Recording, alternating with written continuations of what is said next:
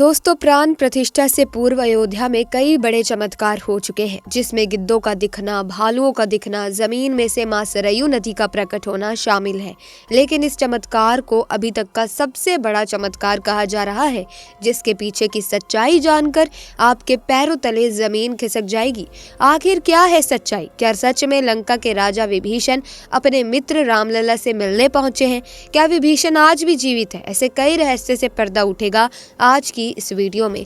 शुरुआत करने से पहले अगर आप भी एक सच्चे सनातनी हैं और राम मंदिर बनने से बेहद खुश हैं, तो इस वीडियो को लाइक करके कमेंट सेक्शन में जय श्री राम जरूर लिखें। दोस्तों, अयोध्या में राम मंदिर की प्राण प्रतिष्ठा की तैयारी जोर शोर से चल रही है। 22 जनवरी को रामलला को गर्भगृह में स्थापित किया जाएगा। हर राम भक्त को इस दिन का लंबे समय से इंतजार था। अयोध्या में 22 जनवरी से लेकर 25 मार्च तक कई खास कार्यक्रमों का आयोजन किया जाएगा। इस बीच मंदिर के गर्भगृह के निर्माण का काम 24 घंटे चल रहा है। 22 जनवरी को राम मंदिर में रामलला की प्राण प्रतिष्ठा होने वाली है।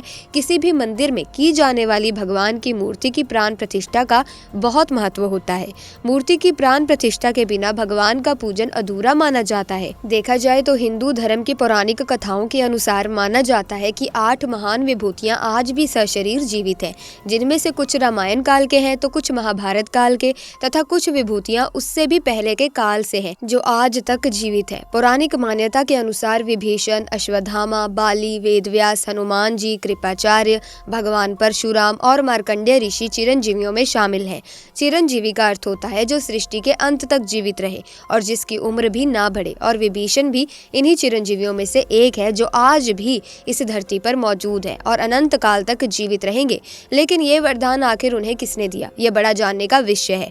भगवान राम के अनन्य भक्त विभीषण बाल्यकाल से ही धर्मपरायण रहे। वो अपने बड़े भाई रावण के धर्म विरुद्ध कार्यों का विरोध भी करते थे। उन्हें लंका युद्ध में भी धर्म का पालन करते हुए भगवान राम का साथ दिया था। इसीलिए प्रभु श्री राम ने उन्हें सृष्टि के अंत तक अजर अमर रहने का वरदान दिया। जब कलयुग का अंत होगा, उस समय भगवान विष्णु एक बार फिर से अवतार लेंगे, जिसका नाम कल्कि होगा। तब ये 8 चिरंजीवी भगवान कल्कि का साथ देंगे और फिर से सतयुग की स्थापना करेंगे। इसका मतलब यही निकलता है कि विभीषण आज भी जीवित है। लेकिन आखिर प्राण प्रतिष्ठा से पहले उन्हें राम मंदिर में कब और कैसे देखा गया? आगे इस वीडियो में जो घटना हम आपको बताने वाले हैं, इसे सुनकर आपके होश उड़ जाएंगे। यह घटना है 11 जनवरी रात्रि 12 बजे की। रोजाना की तरह सभी मजदूर राम मंदिर के गर्भगृह का कार्य करके अपने तंबू में विश्राम कर रहे थे। तभी मजदूरों को मंदिर के अंदर से प्रभु श्री राम के नाम जाप की ध्वनि सुनाई दी। अभी किसी भी अन्य व्यक्ति को रात्रि के समय राम मंदिर में घुसने की अनुमति नहीं है। तब उन्हें ऐसा लगा कि शायद किसी आसपास के मंदिर द्वारा उन्हें ध्वनि सुनाई दे रही होगी, तो सभी मजदूर रात्रि में वापस हो गए। लेकिन मोहन नाम के एक मजदूर को लगातार ये बात खटक रही थी। उसे वो आवाज राम मंदिर से ही आती प्रतीत हो रही थी। उसके मन में जानने की उत्सुकता हुई, आखिर इतनी रात्रि को राम मंदिर के अंदर राम नाम का जाप कौन कर रहा है। उसने अपने साथियों को उठाना चाहा, लेकिन सभी गहरी नींद में थे। तब मोहन अकेले ही राम मंदिर परिसर में पहुंचा। वे काफी महीनों से राम मंदिर के निर्माण कार्य का हिस्सा था। उसे राम मंदिर का एक एक दरवाजा, एक एक कोना अच्छी तरह से पता था। जब उसने राम मंदिर के गर्भगृह में झांक कर देखा, तो वहां पर एक बहुत ही दिव्य पुरुष, जिनके अंदर से काफी तेज प्रकट हो रहा था, वो अपने हाथों में माला लिए राम नाम का जप कर रहे थे।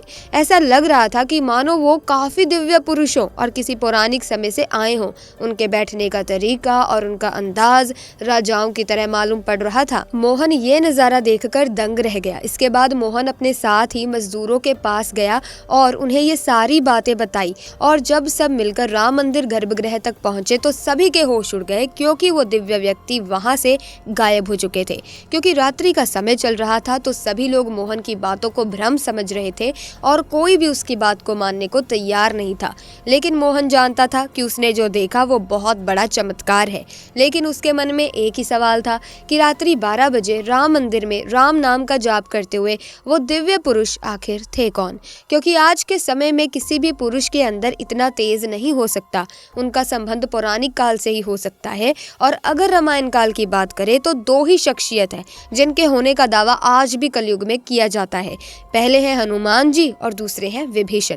तो पूरी संभावना यही है कि मोहन ने राम मंदिर में रात्रि के समय जिस महापुरुष को देखा था वो राजा विभीषण हो सकते हैं, क्योंकि वो आज भी धरती पर जीवित है और 8 चिरंजीवियों में से एक है। ऐसे दिव्य मौके पर राम मंदिर में कई चमत्कार लगातार हो रहे हैं, जहां कई दिव्य शक्तियां भी राम भगवान के स्वागत के लिए अयोध्या पहुंची हैं। राम मंदिर के उद्घाटन की तैयारियां अब अंतिम चरण में है। इस बीच एक और जहां श्री राम जन्मभूमि तीर्थ क्षेत्र ट्रस्ट लगातार तैयारी की जानकारी साझा कर रहा है, वहीं राम मंदिर के इस महायज्ञ में देश का हर राम भक्त अपनी आहुति अर्पित कर रहा है। आने वाली 22 तारीख के मौके पर कई संत महात्मा और जिन भक्तों ने राम मंदिर के लिए संघर्ष किया है वो सभी अयोध्या पहुंचेंगे। न केवल 22 जनवरी को बल्कि 12 जनवरी से ही मेहमानों का अयोध्या जाने का सिलसिला शुरू हो चुका है। राम नगरी में 11,000 से ज्यादा VIP मेहमानों के स्वागत की तैयारी की जा रही है। दोस्तों, एक समय था जब यही अयोध्या में राम लल्ला टेंट में विराजमान थे।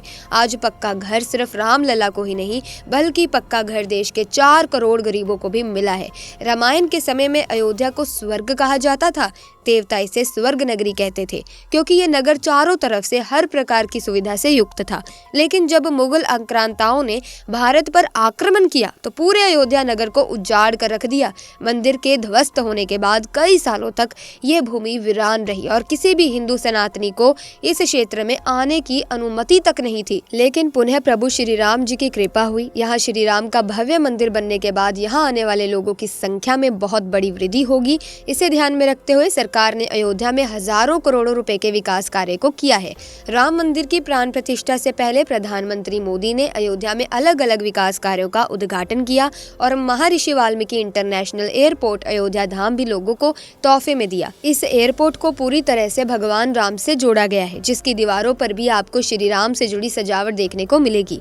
इस एयरपोर्ट के अंदर घुसते ही हमेशा लगता है कि हम फिर से रामायण काल में आ गए हों। आपको बता दें कि इस एयरपोर्ट को 20 महीने के रिकॉर्ड समय में तैयार किया गया। उत्तर प्रदेश सरकार की ओर से अयोध्या एयरपोर्ट के लिए 821 एकड़ भूमि मुहैया कराई गई थी। 14 साल का वनवास पूरा करके और रावण का वध करके जब भगवान श्री राम पुनः अयोध्या पहुंचे थे तो अयोध्या के घर घर में दिवाली मनाई गई थी। हर घर में दीपक प्रज्वलित किए गए थे। तो अब जब पुनः प्रभु श्री राम अपने धाम को लौटने वाले हैं तो हम 140 करोड़ देशवासी आखिर कैसे पीछे रह सकते हैं। अयोध्या में विवादित स्थल पर 500 साल बाद प्रभु श्री राम के मंदिर निर्माण और श्री राम लला की स्थापना के जश्न में 22 जनवरी को सिर्फ देश ही नहीं बल्कि पूरी दुनिया दिवाली की रोशनी से जगमग होगी। तो दोस्तों, आज की वीडियो में बस इतना ही। वीडियो अच्छी लगी तो लाइक करें, शेयर करें, चैनल को सब्सक्राइब करें। आपका बहुत बहुत धन्यवाद।